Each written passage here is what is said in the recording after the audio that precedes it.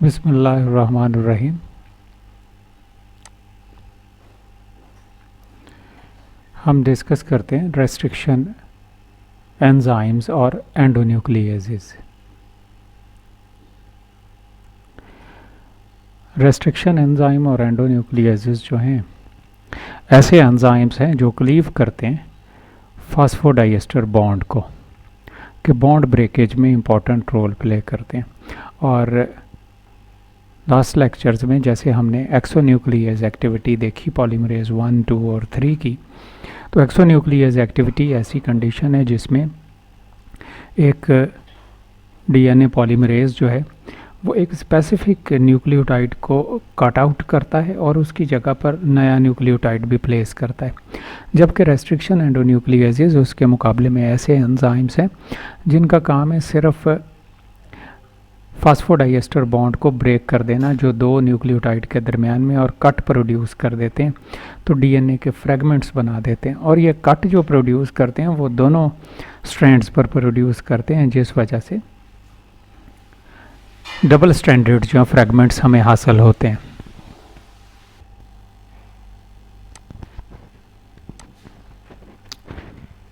तो ये जो एंडोन्यूक्लिएजेस हैं बैक्टीरिया और आर्किया में प्रेजेंट होते हैं as there defensive mechanism.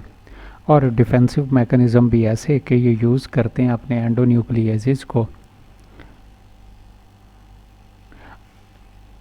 Viruses से या फेज के अटैक से बचने के लिए।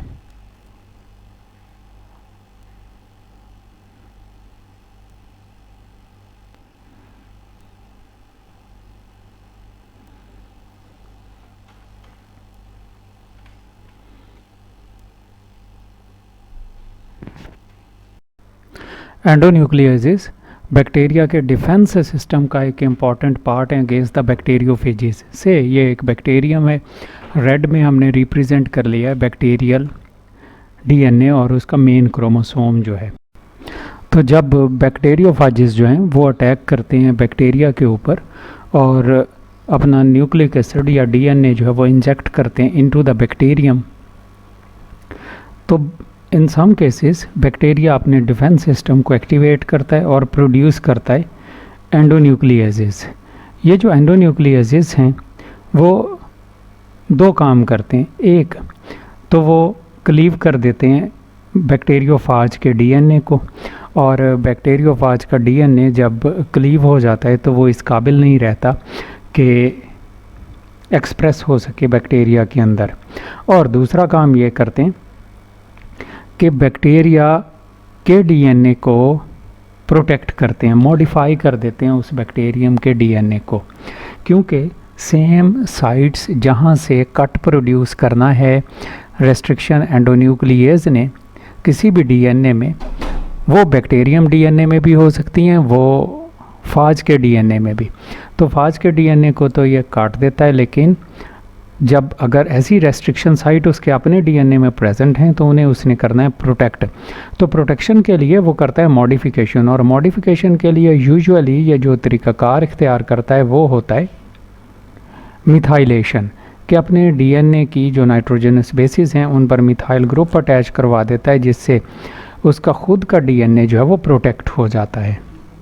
तो एंडोन्यूक्लिएजेस जो हैं वो दो काम कर रहे हैं। एक तो वो ये कि वो ये से बैक्टीरियोफाज का डीएनए है तो फाज के डीएनए को वो करते हैं एक स्पेसिफिक सीक्वेंस से क्लीव, ऐसे काट देते हैं और उसे बना देते हैं नॉन फंक्शनल। जबकि ख़ुद बैक्टीरियम के डीएनए को क्या किया उन्होंने, स्पेसिफिक साइट से उसकी कर दिया मॉडिफिकेशन। तो एंडोन्यूक्लिएजेस जो हैं वो दो फंक्शंस परफॉर्म करते हैं, एक क्लीवेज का और दूसरा मॉडिफिकेशन का। अब ये जो क्लीवेज और मॉडिफिकेशन है समटाइम्स ये करता है एक ही एंजाइम, और समटाइम्स ये कॉम्प्लेक्स होता है टू डिफरेंट एंजाइम्स का।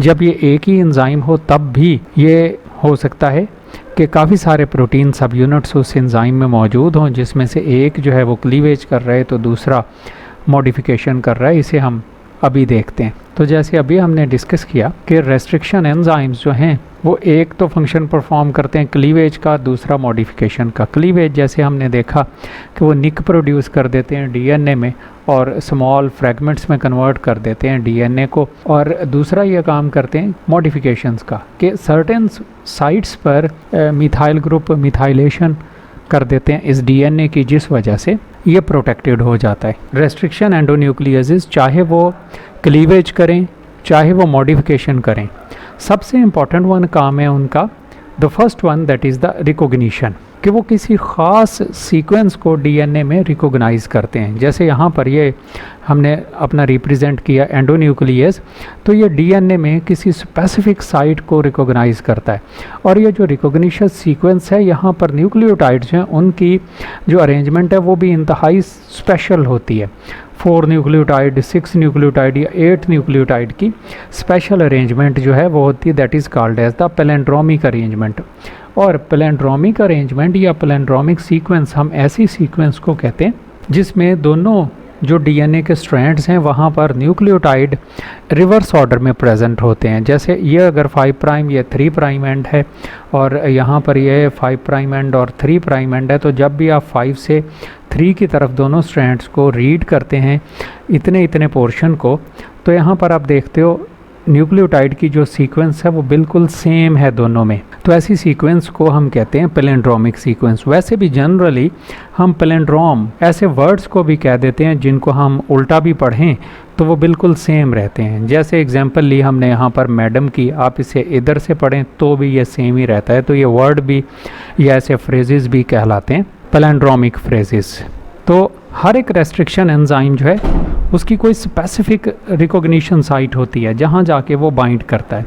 अब रिकॉग्निशन, बाइंडिंग, क्लीवेज और मॉडिफिकेशन की बिना पर जो रेस्ट्रिक्शन एंजाइम है हम उन्हें कैटेगराइज कर लेते हैं डिफरेंट ग्रुप्स में। अभी जैसे हमने डिस्कस किया कि एंजाइम जो हैं रेस्ट्रिक्शन एंडोन्यूक्लियसेस या एंडोन्यूक्लियसेस जो एंजाइम्स हैं वो 3 इंपॉर्टेंट फंक्शंस जो हैं वो परफॉर्म करते हैं। कौन कौन से? One of them is the recognition of the palindromic sequence, दूसरा काम क्लीवेज और तीसरा है मॉडिफिकेशन। अब इनमें से 2 काम तो हर एंजाइम करता है। जैसे सभी एंजाइम जो हैं वो जैसे भी हों वो रिकॉग्निशन ज़रूर करेंगे, और रिकॉग्निशन करने के बाद कुछ एंजाइम ऐसे हैं जो रिकॉग्नाइज करने के बाद क्लीव करते हैं डीएनए को, जबकि कुछ एंजाइम ऐसे हैं जो रिकॉग्नाइज करने के बाद उसे मॉडिफाई करते हैं।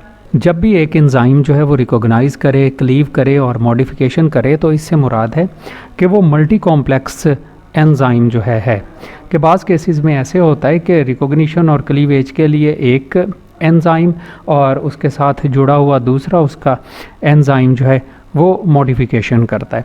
और समटाइम्स ये मल्टी सब यूनिट होते हैं। मल्टी सब यूनिट से मुराद है कि एक ही एंजाइम है, उसका एक प्रोटीन पार्ट दूसरा प्रोटीन पार्ट, तो एक प्रोटीन पार्ट रिकॉग्निशन कर रहा है और क्लीवेज कर रहा है, जबकि दूसरा प्रोटीन पार्ट जो है वो मॉडिफिकेशन कर रहा है। तो इसी बिना पर हमने इन एंजाइम को कैटेगराइज कर लिया है 4 डिफरेंट टाइप्स में, टाइप 1, टाइप 2, टाइप 3 और टाइप 2 उन्हें कहते हैं, चौथी जो टाइप है। तो फर्स्ट वन है टाइप 1 रेस्ट्रिक्शन एंजाइम्स। ऐसे एंजाइम है जो मल्टी सब यूनिट है। मल्टी सब यूनिट से मुराद है कि है एक ही एंजाइम जो काफ़ी सारी प्रोटीन से मिलकर बना हुआ है, और इसी का काम है रिकॉग्निशन भी, क्लीवेज भी और मॉडिफिकेशन भी। अब ये जो टाइप 1 है ऐसे एंजाइम है जो अपनी स्पेसिफिक सीक्वेंस को ढूंढ लेते हैं, पैलिंड्रोमिक सीक्वेंस पे जाके अटैच होते हैं और कहीं अपस्ट्रीम जाके न्यूक्लियोटाइड को क्लीव करते हैं या डीएनए को काटते हैं। अपस्ट्रीम से हमारी मुराद ये है कि 1000 न्यूक्लियोटाइड जो है वो ऊपर जाके डीएनए को कट प्रोड्यूस करते हैं। अब अगर हमने इन्हें बायोटेक्नोलॉजी में इस्तेमाल करना है या अपने रेस्ट्रिक्शन साइट्स या काटने के लिए अपने डिज़ायर डीएनए को, तो हमें एग्जैक्ट पता होना चाहिए कि हमारी जहाँ से हमने कट प्रोड्यूस करना है हमारा डिज़ायर्ड जीन वहाँ पर प्रेजेंट भी है या नहीं। इस वजह से टाइप 1 एंजाइम जो हैं एंडोन्यूक्लियसेस वो ज़्यादातर बायोटेक्नोलॉजी में हम प्रोडक्ट प्रोड्यूस करने के लिए इस्तेमाल नहीं करते। दूसरे हैं type 2 restriction enzymes. Type 2 restriction enzymes जो हैं ये हैं मल्टी एंजाइम कॉम्प्लेक्स। जैसे अभी हमने डिस्कस किया कि एक से ज़्यादा एंजाइम्स जो हैं वो एक दूसरे के साथ एक ही यूनिट में प्रेजेंट हैं। तो ये रिकॉग्नाइज भी करते हैं, क्लीव भी करते हैं और मॉडिफाई भी करते हैं। ये जैसे हमने इस ऑरेंज में रिप्रेजेंट किया है कि रिकॉग्निशन और क्लीवेज के लिए है ये यूनिट, और दूसरा यूनिट जो है या दूसरा एंजाइम जो है वो है मॉडिफिकेशन के लिए। ये टाइप 2 एंजाइम जो है बहुत ज़्यादा इस्तेमाल होते हैं आर्टिफिशियली बायोटेक्नोलॉजी प्रोडक्ट्स प्रोड्यूस करने के लिए या क्लीवेज ऑफ डीएनए को। उसकी वजह ये कि इनकी रेस्ट्रिक्शन साइट जो है या रिकॉग्निशन साइट जो है और क्लीवेज साइट जो है वो एक ही होती है। जहाँ पर ये बाइंड करते हैं वहीं से डीएनए को कट प्रोड्यूस करते हैं, तो एग्जैक्टली उसी जगह से काट देते हैं। इस वजह से ज़्यादातर हम इन्हें इस्तेमाल करते हैं। नेक्स्ट वन है टाइप 3 एंडोन्यूक्लियसिस। ये जो टाइप 3 एंडोन्यूक्लियसिस हैं ये भी टाइप 1 की तरह से मल्टी सब यूनिट हैं और काम भी वही करते हैं कि ये डीएनए को रिकॉग्नाइज करते हैं, सीक्वेंस को, स्पेसिफिक सीक्वेंस को, और रिकॉग्नाइज करने के बाद वहाँ आके बाइंड होते हैं जैसे बाकी सारे बाइंड होते हैं। लेकिन ये भी डिस्टेंट कट रहे हैं कि कट प्रोड्यूस करेंगे कहीं और जाके। जैसे अभी हमने देखा कि रेस्ट्रिक्शन एंजाइम टाइप 1 जो हैं वो प्रोड्यूस करते हैं 1000 न्यूक्लियोटाइड अपस्ट्रीम, तो ये 20 to 30 न्यूक्लियोटाइड अपस्ट्रीम जो हैं वो कट प्रोड्यूस करते हैं। अब ये वाले एंजाइम भी हमारे लिए प्रेफरेबल हैं, but more preferable are type 2।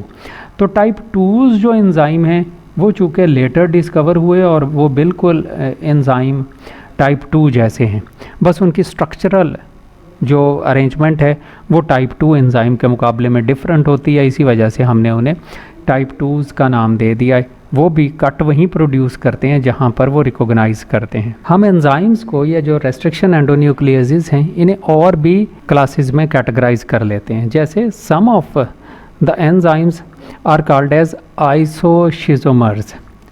आइसोशिजोमर्स ऐसे एंजाइम्स होते हैं जो हम डिफरेंट सोर्सेज से हासिल करते हैं। जैसे ये बैक्टीरियम हमारे पास था, ए, ये बी, ये सी, ये 3 डिफरेंट स्ट्रेन्स हैं बैक्टीरिया की या डिफरेंट टाइप्स हैं।